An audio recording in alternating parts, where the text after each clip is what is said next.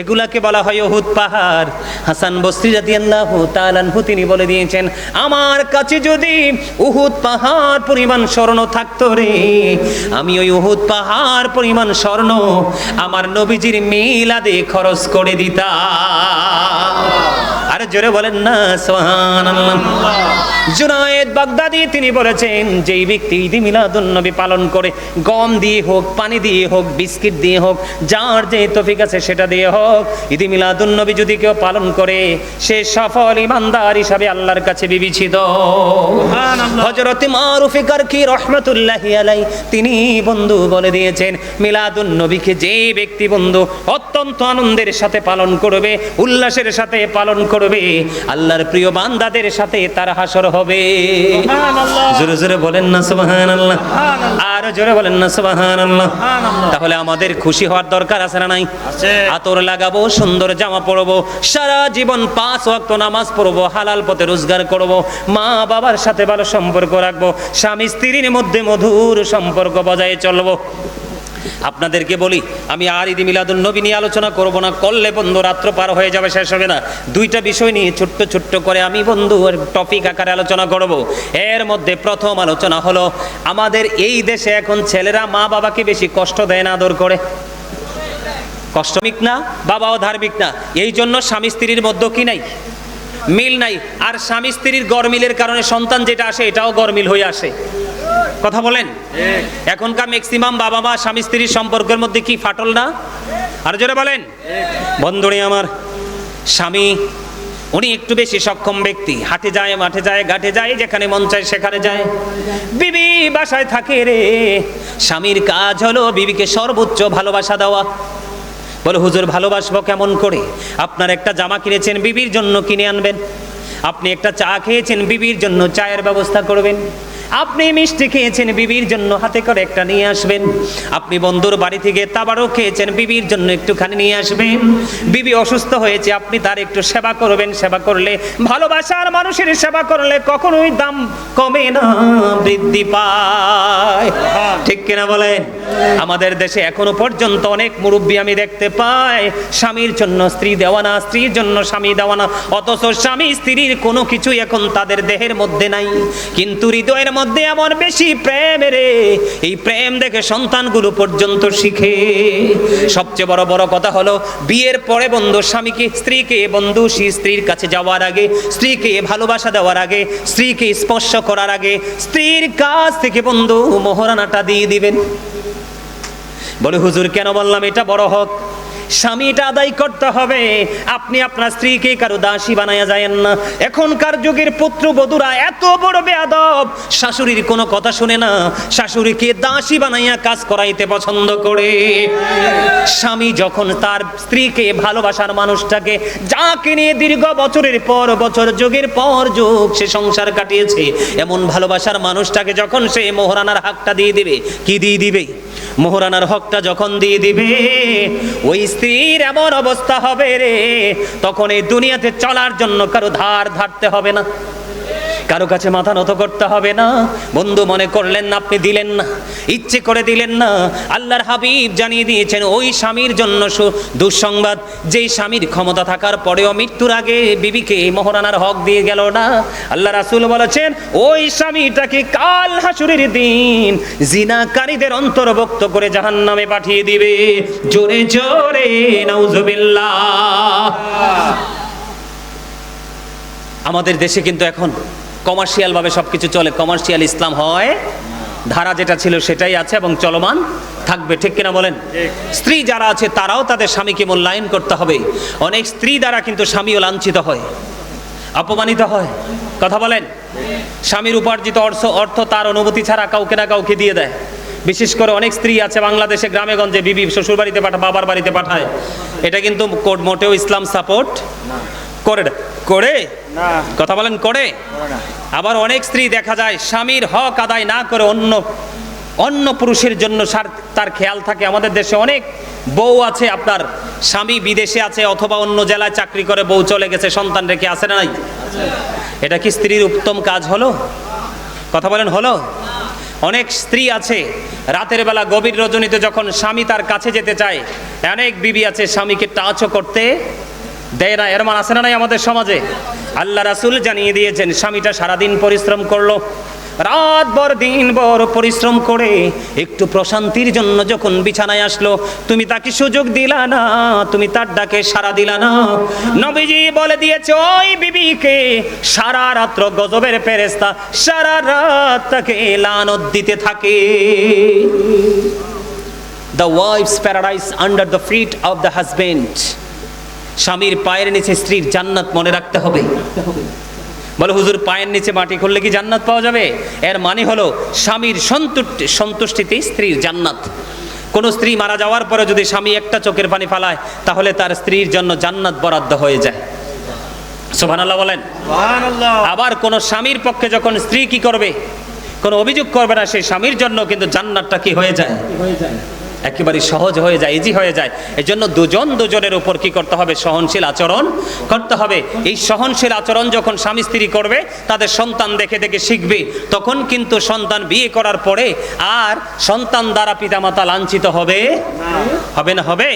সম্মানিত উপস্থিতি, আমি আপনাদেরকে একটা কথা বলি। কয়টা বাজে? ঘড়ি কি ঠিক আছে? কয়টার বাজে?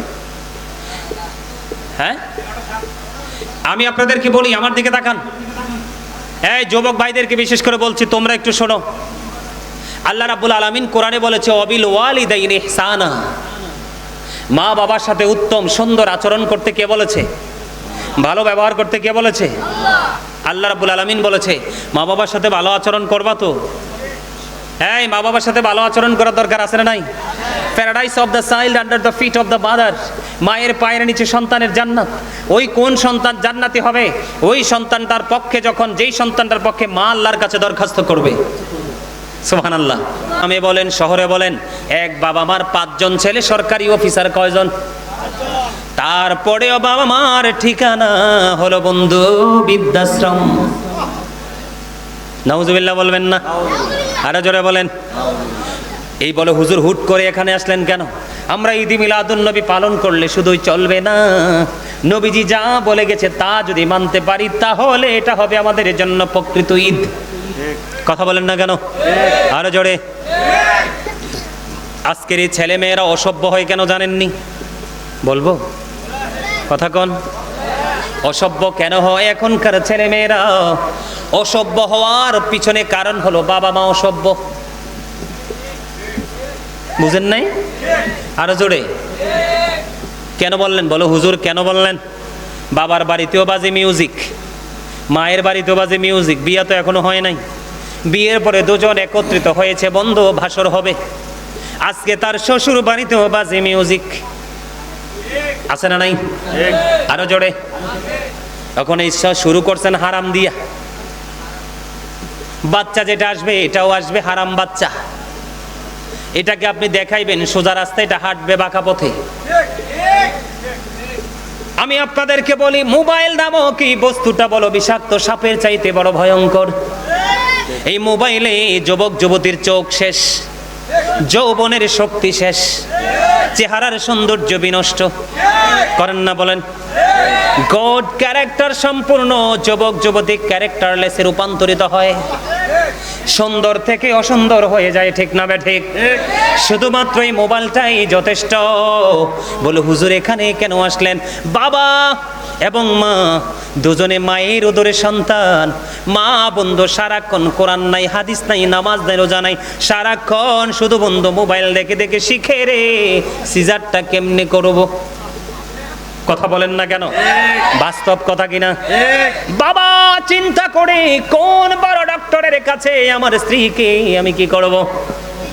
সিজার করাবো, বাচ্চা ডেলিভারি করার জন্য সিস্টেম করবো, আর গান বাদ্যযন্ত্র নোংরামি তো আছেই।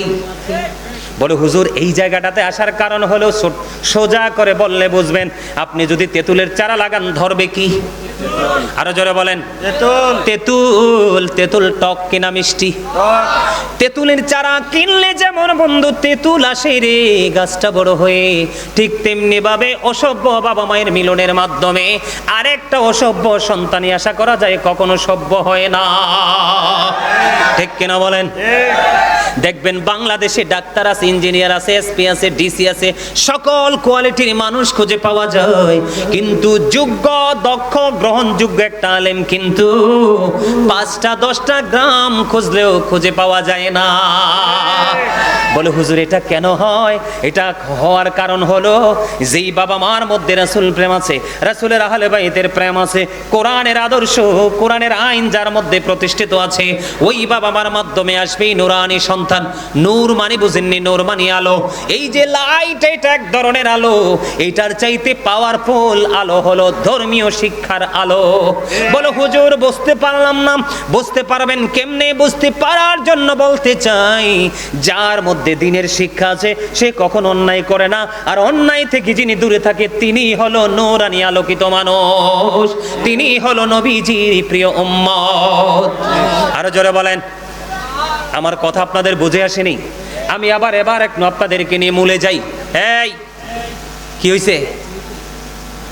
এটা কি হাসির জায়গা রে স্বাস্থ্য ভাই? ডিস্টার্ব দিও না। এটা কি হাসির জায়গা?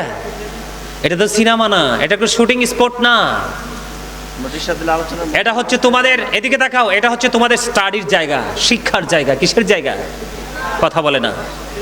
আমি যদি আমার জায়গা থেকে এখনো যদি বলি, মানুষ বলে গাজী সুলাইমান অনেক বড়, গোটা পৃথিবীতে কোটি কোটি ভক্ত, কিন্তু আমি নিজেকে এত বড় মনে করি না। আমি যদি আমার ব্যক্তিগত জায়গা থেকে বলি, I like to study for help আদার, তবে সবচেয়ে বড় মজার বিষয় কি জানো? আমি একটা কাজ বেশি করতে পছন্দ করি, বলবো? সেটা হলো নবীজির জীবনী পড়তে ভালোবাসি। I like to read the prophets biography. সবচেয়ে বেশি পছন্দ করি আমি নবীজির জীবনী পড়তে, আমার ভালো লাগে। কারণ কি জানো? তোমরা তো সেই চর্চা করছো না।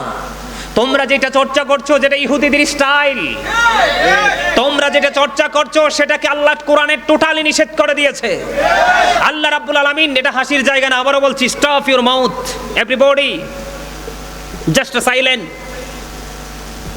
আমি তোমাদেরকে বলি শিক্ষার জন্য, আমি তোমাদের শিক্ষক হিসেবে এসেছি।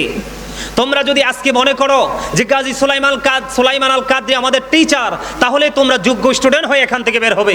আর কিছু পাও বা না পাও, এখান থেকে তোমাদের গুনাহ মাফ হয়ে যাবে, কারণ মেহমানদের দোয়া আল্লাহর দরবারে 100% কবুল হয়, এতে কোনো সন্দেহ নাই। আমি তোমাদেরকে বলতে চাই, তোমাদেরকে বলে দিতে চাই, তোমাদের জীবনের মানকে উন্নত করার জন্য যেটা করার তোমরা সেটা করবে, তবে সীমা লঙ্ঘন করো না।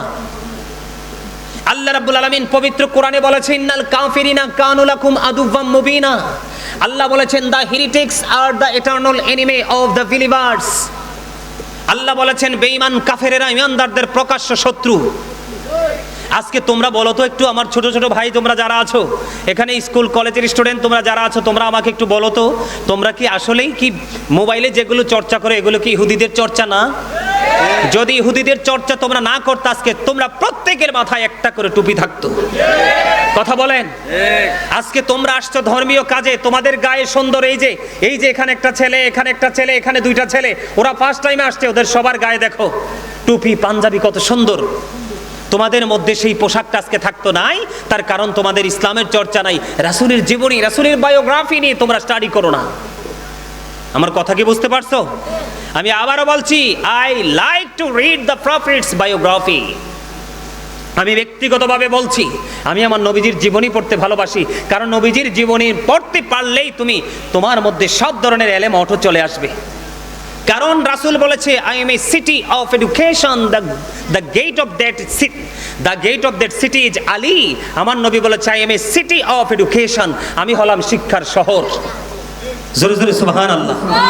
আমি হলাম কি? তো তোমাদেরকে শহরে প্রবেশ করতে হবে না? তোমরা যদি সিটিতে প্রবেশ না করো, মুরব্বীরা বলে যদি লাগে কহর না ছাড়িও শহর। শহরে কিন্তু সব কিছুই হাতের নাগালে, ঠিক কিনা বলেন? শহরে কিন্তু টাকাও বাতাসে উড়ে। প্রত্যেকটা মানুষ সেটেল হতে চায় কোনো না কোনো সিটিতে।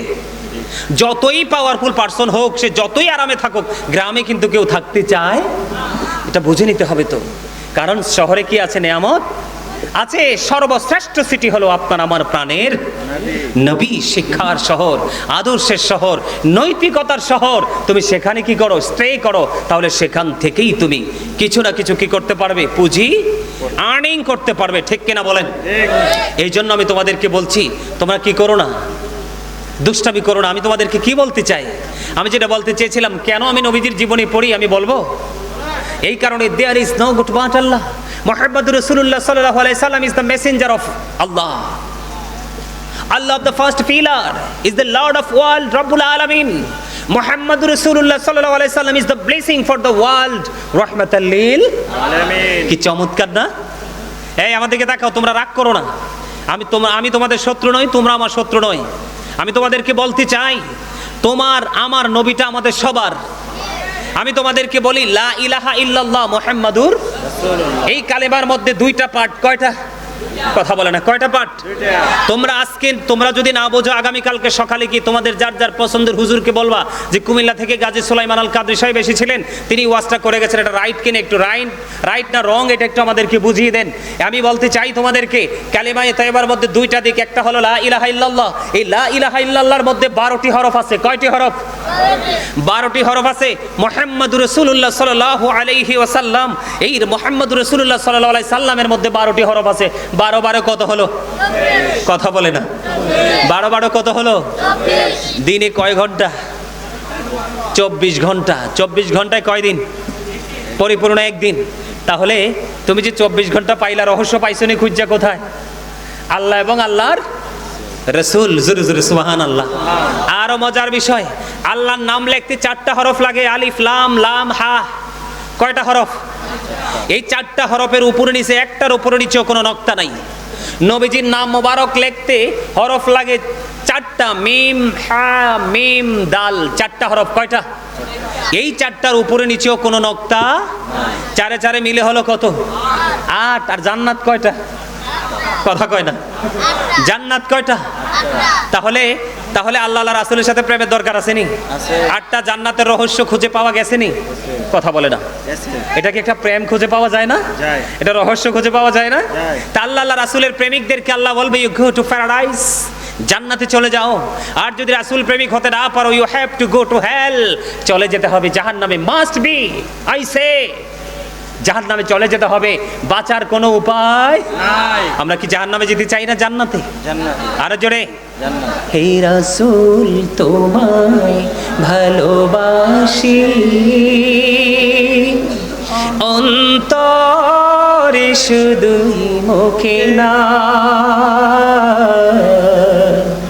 জান্নাতের আশায় নয় হে রাসূল, জাহান্নাম কেউ ডরি না। ঠিক না? ঠিক। আমরা জান্নাতের আশায়ও না, জাহান্নামকে ভয় করেও না। মালিক বলেছে আল মালিকের বন্ধুকে ভালোবাসতে, সেজন্য ভালোবাসবো। আল্লাহ বলছে না ভালোবাসতে, তা আমরা সেই জন্য ভালো। যেটা বলতে চেয়েছিলাম, ঠিক তেমনি যেই মা বাবার ঘরে ভালো সন্তান আসে, আপনাকে মনে করতে হবে বাবা মার পুণ্যের কাজ আছে। পৃথিবীতে সবকিছু ঘুষ দিয়ে চলে, আলেম কিন্তু ঘুষ দিয়ে বানানো যায় না। যায়? এটা হতে হয় আল্লাহর রহমত নিয়ে। আর এই রহমত পেতে হলে আপনারা যারা বাবা হবেন, যুবক ভাই তোমাদেরকে বলছি, তোমরা যারা বাবা হবে, তোমাদেরকে আমি একটা আজকে উপদেশ দিয়ে যাই, গুরুত্বপূর্ণ একটা উপদেশ, যেটা রাসূল বলেছেন আদিবু আওলাদাকুম আলা সালাতি হিসালিন হুব্বি নাবিকুম ওয়া হুব্বি আহলি বাইতিহি ওয়া আলা কিরাতিল কুরআন। রাসূল বলেছেন তোমরা তোমাদের সন্তানদেরকে 3টি বিষয় শেখাও। কয়টি? 3টি বিষয় শেখাও। একটা হলো হুব্বি নাবিকুম, teach the love of the prophet, নবীর ভালোবাসা শেখাও, কারণ এটা ঈমান। এরপরে বলেছেন ওয়াহুব্বি আহলে বাইতিহি, নবীর পরিবারের ভালোবাসা শেখাও, টিচ ফ্যামিলি লাভ, নবীর পরিবারের ভালোবাসা শেখাও।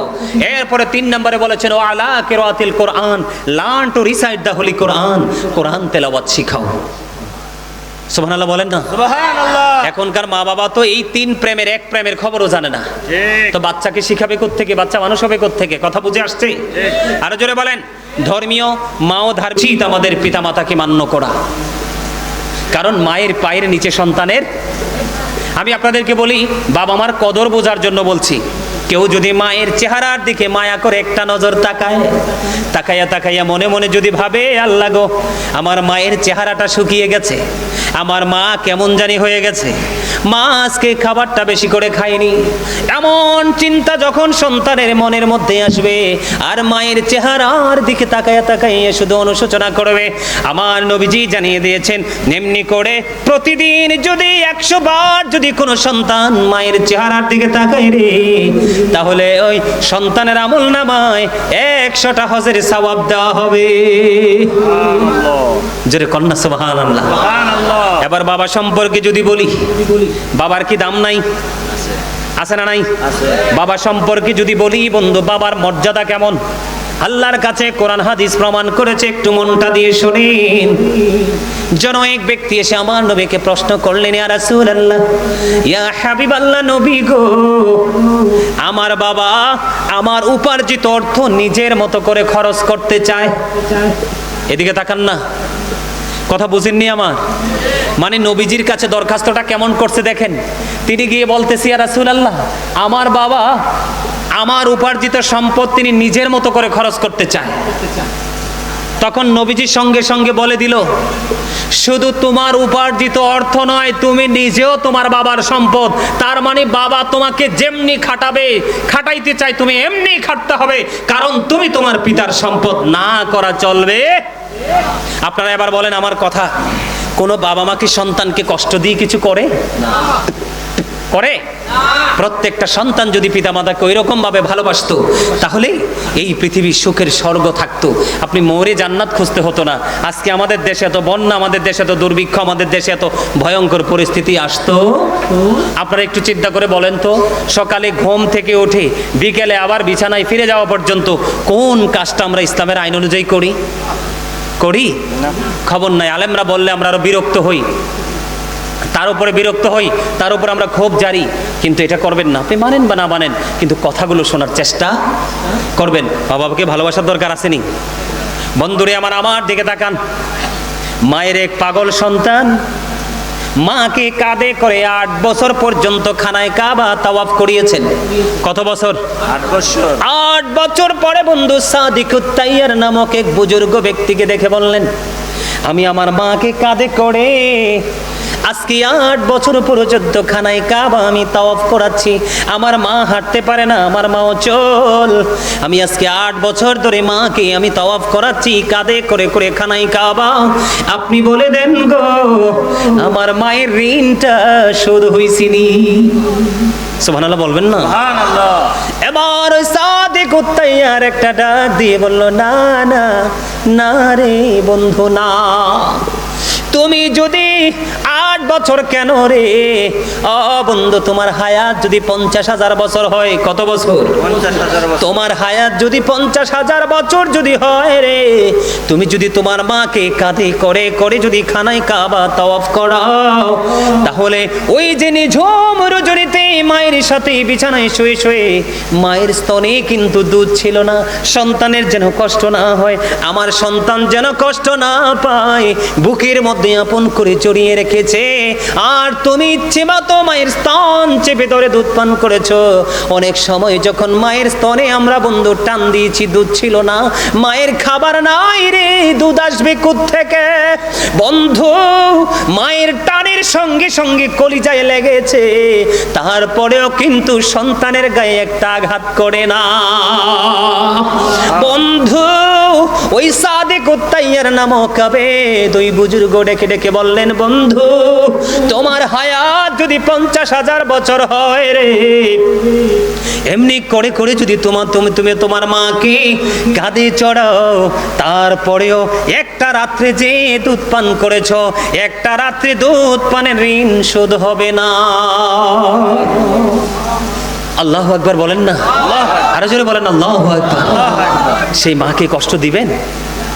মা অসুস্থ হলে মাকে ট্রিটমেন্ট করতে নিয়ে যাবেন। মা যখন কাপড় চাইবে, মা চাওয়ার আগে অবস্থা বুঝে মাকে এনে দিবেন, বাবাকে এনে দিবেন, ভালোবাসবেন। তাদের দুজনের সমন্বিত দরখাস্তে আপনার কবর হয়ে যাবে জান্নাতের বাগান। কবরটা কেমন জান্নাত হবে জানেন? পৃথিবী দেখবে আপনাকে 3.5 হাত মাটির ঘরে রাখা হয়েছে, কিন্তু মূলত আপনার কবরের ভিতরটা দৈর্ঘ্যে এবং প্রস্থে 70 গুণ চওড়া হয়ে যাবে এবং নূরের আলোয় আলোকিত হয়ে যাবে। আল্লাহ বলেছেন ইনদাউ রাব্বিহিম ইউরযাকুন, দে রিসিভ ফুড ফ্রম আল্লাহ। আপনাদের জন্য আল্লাহ রাব্বুল আলামিন জান্নাত থেকে খাবার পাঠিয়ে দিবে। সম্মানিত উপস্থিতি, এই বলে এতক্ষণ উনি বলেন 2.25 ঘন্টা আগে বলবেন না যে হুজুর এটা করতে হবে? আরে করছি তো, আপনি আমাকে বলবেন তো আগে, এটা তো আমাদের মনে থাকে না। আলহামদুলিল্লাহ বলেন আরো জোরে। ক্লোজ। আমার কথা কি আপনারা বুঝতে পারছেন? আসলে আমার খেয়াল ছিল উনি প্রথম যখন উনি আমাকে ইনভাইট